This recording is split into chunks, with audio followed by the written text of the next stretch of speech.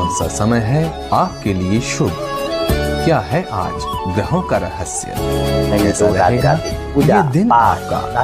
जानने के लिए देखिए आपके लिए व्यापार, बिजनेस, परिवार, सुख, दुख, रोग, ऋण, शत्रु और सफलता, असफलता, राजनीतिक, कूटनीतिक आपके लिए आज हम चर्चा करने वाले हैं। सफलता प्राप्ति हेतु भगवान को बहुत जल्द प्रसन्न करने के लिए अगर पूजा पाठ में अगर आप इन नियम को अपनाते हैं, देखिए तो भगवान को बहुत जल्द प्रसन्न कर सकते हैं। जो सारे कार्य आपके बहुत जल्द संपन्न हो जाते हैं और भाग्य आपका साथ मिलता है। तो भगवान प्रसन्न होकर आपके कुल देव और कुल माता प्रसन्न होकर घर में आशीर्वाद प्रदान करते हैं। तो दोस्तों आप वीडियो को शेयर करें, लाइक करें, कमेंट करें। हम आज अत्यंत बहुत ही महत्वपूर्ण विषय में चर्चा करने वाले हैं। पूजा पाठ के नियमों के साथ साथ अगर आप इन चीज को ऐसे अपनाएं, इन नियम का पालन करें तो बहुत जल्द भगवान प्रसन्न हो जाते हैं। आपको पूजा का फल बहुत जल्दी मिल जाती है। अगर आप तंत्र मंत्र कोई साधना करते हैं, कोई तांत्रिक मंत्र का साधना करते हैं, कोई वैदिक मंत्र का साधना करते हैं तो बहुत ही जल्द सफलता मिल जाती है। तो आज हम इसके बारे में चर्चा करने वाले हैं। वीडियो को थोड़ा सा शेयर करें, लाइक करें। अगर सब्सक्राइब नहीं किया तो सब्सक्राइब जरूर करें। जय शंभू, राधे राधे जरूर कमेंट बॉक्स में लिखें। हिंदू धर्म में सभी कष्टों का निवारण के लिए हम नित्य रूप में पूजा करते हैं, ग्रह शांति करते हैं, घर में दैनिक रूप में पूजा करते हैं, मंदिरों में जाते हैं, किसी धार्मिक स्थल में जाते हैं, तीर्थ यात्रा में जाते हैं। तो अगर हम कई बार ऐसे गलती कर देते हैं जो हमें फल नहीं मिलती है, तो दोस्तों आज पूजा पाठ करते समय इन नियमों का आप पालन करें।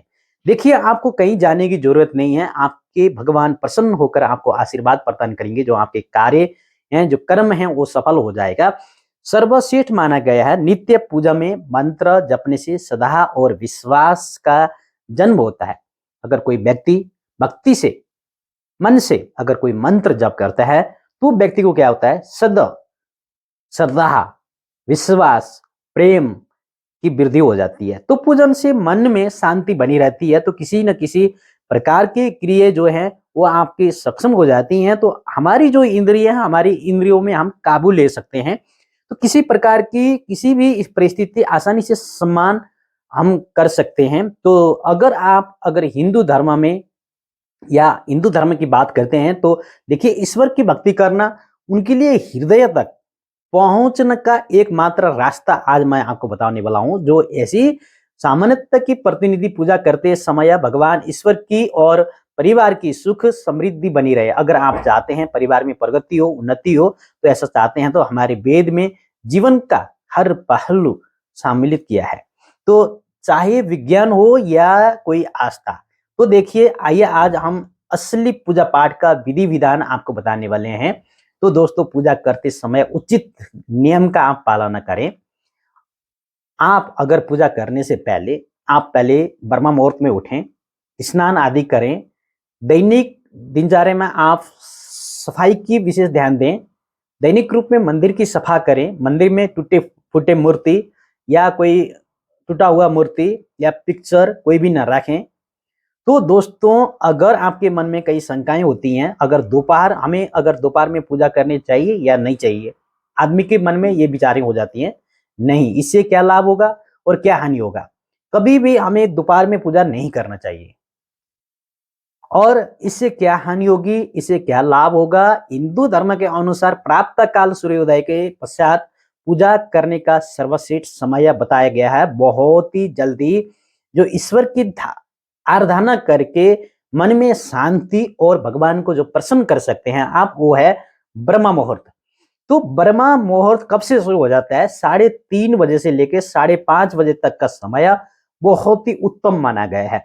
जो साधना करने के लिए, योगा करने के लिए, ध्यान करने के लिए, मंत्र सिद्धि के लिए, पूजा करके भगवान को प्रसन्न करने के लिए, भगवान तक पहुंचने के लिए हमारे जो दिल के अंदर, जो हमारे शरीर के अंदर है, उससे प्राप्त करने के लिए जो ज्योत जल रही है उसको प्राप्त करने के लिए जो व्यक्ति सूर्य उदय से पहले ब्रह्म मुहूर्त में 3:30 से लेके 4 से लेके 5:30 बजे तक अपनी पूजा करता है तो उस समय बहुत ही उत्तम होता है। दोपहर में की गई पूजा पिशाच पूजा कहलाती है।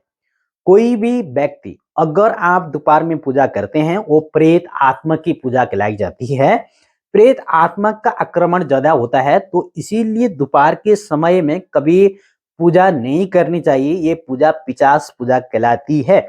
तो इसीलिए मान्य नहीं होगी कि ब्रह्मा मुहूर्त में पूजा से आपकी दैनिक दिनचर्या में, आपके काम में, आपके सफलता प्राप्ति हो जाती है, घर परिवार में प्रगति हो जाती है, उन्नति हो जाती है। तो दोस्तों इस बात का जरूर ध्यान रखें, पूजा कब करनी चाहिए।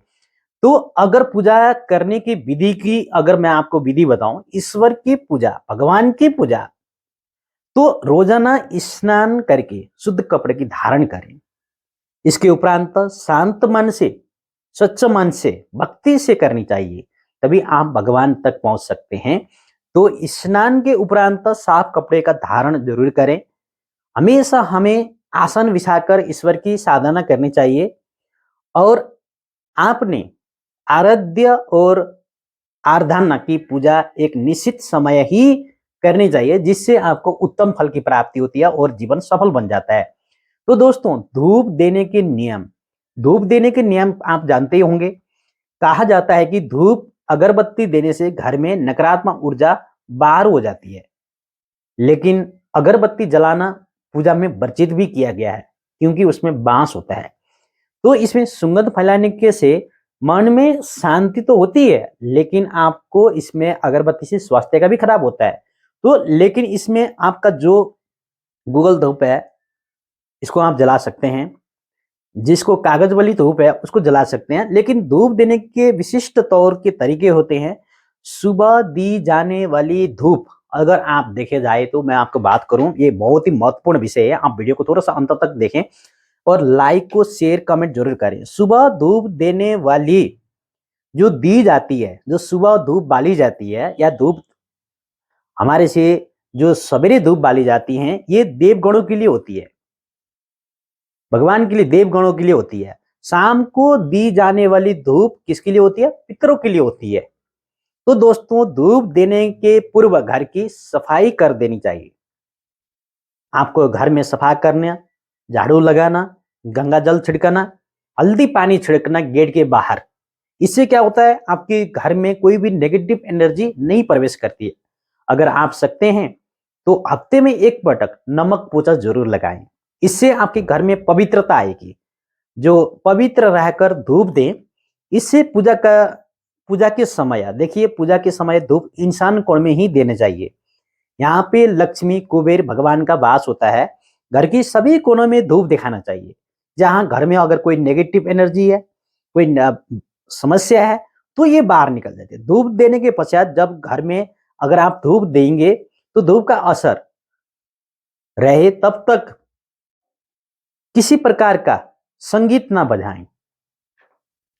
जब धूप देने के पश्चात घर में क्या होता है, कोई कोई व्यक्ति भजन लगा देते हैं, कीर्तन लगा देते हैं, मंत्र लगा देते हैं।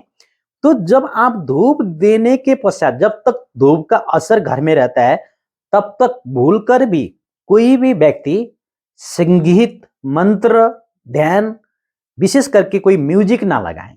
ऐसे क्या होता है, संगीत बजाने से इसमें असर हो जाती है। तो दोस्तों अगर मंदिर में पूजा करने के नियम बताए गए हैं, तो देखें अगर आपका भाग्य आप चमकाना चाहते हैं तो मन की शांति मिलती है। मंदिरों में पूजा पाठ करने से हमें मंदिर जाने से शांति मिलती है। हिंदू धर्म के अनुसार ईश्वर को कण कण में माना गया है। हमारे अनुसार मंदिरों में, देवालय और पवित्र स्थानों में देवी देवताओं का साधना करते हैं।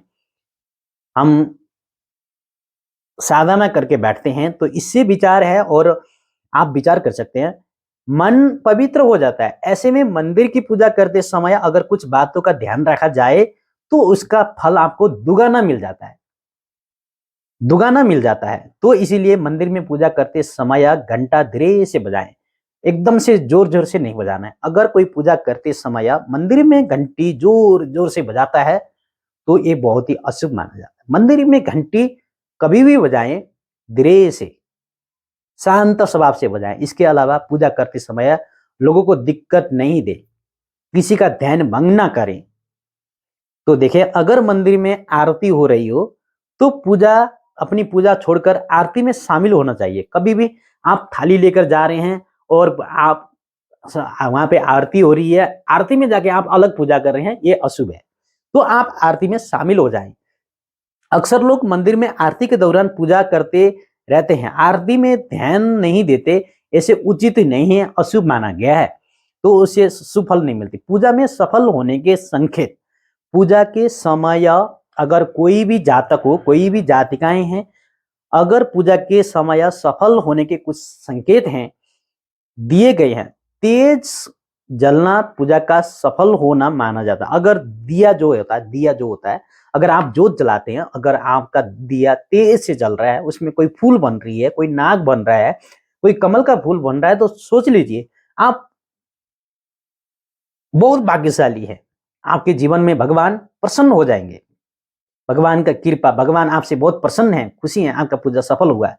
तो फूल या फूल का माला अगर आप पूजा करते हुए नीचे गिर जाता है, तो सोच लीजिए ये बहुत ही शुभ संकेत है।